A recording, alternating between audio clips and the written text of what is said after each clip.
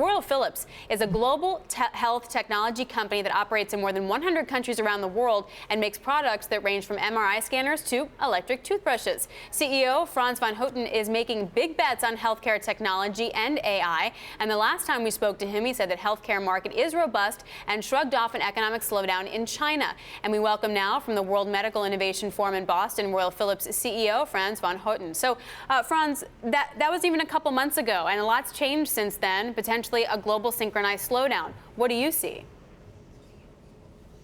Well, first of all, we keep on innovating. So in that sense, it's a very exciting environment where technology can really help save lives, make healthcare more productive, more accessible. The market outlook, what I talked about last year about being robust, it has also not fundamentally changed. I was in China 2 weeks ago attending the Economic Development Forum. My takeaway is that it's a society where population is aging. There is going to be increased lifestyle diseases, chronic diseases, cardiovascular cancer, lung cancer, what have you. And the expansion of the healthcare infrastructure there will definitely continue, and Philips is well placed to participate in that. Of course, your priority for your company, as well as in general for healthcare, is to save lives, as you say. At the same time, there's a question of at what cost.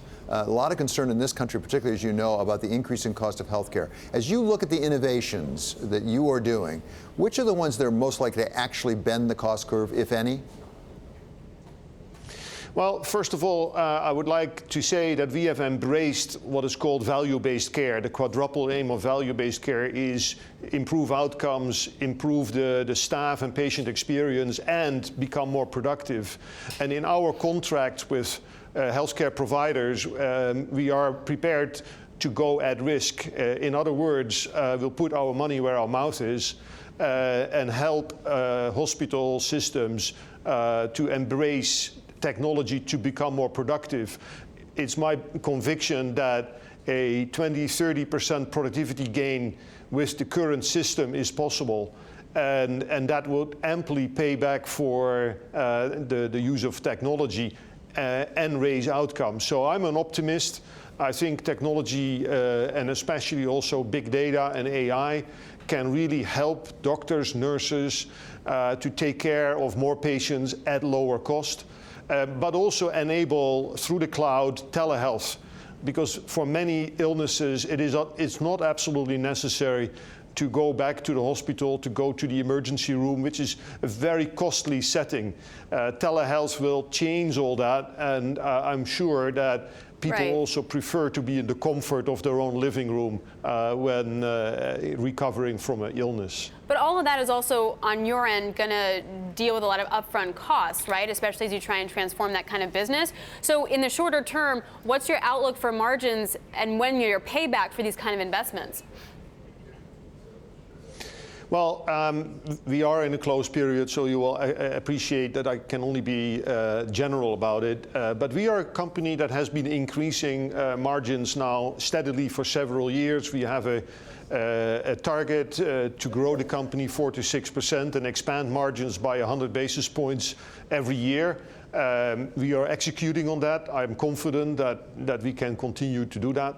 And I see generally that there is appetite for advanced technologies as Philips develops, and especially the type that brings solutions that deliver on that quadruple aim of value-based healthcare that I spoke about.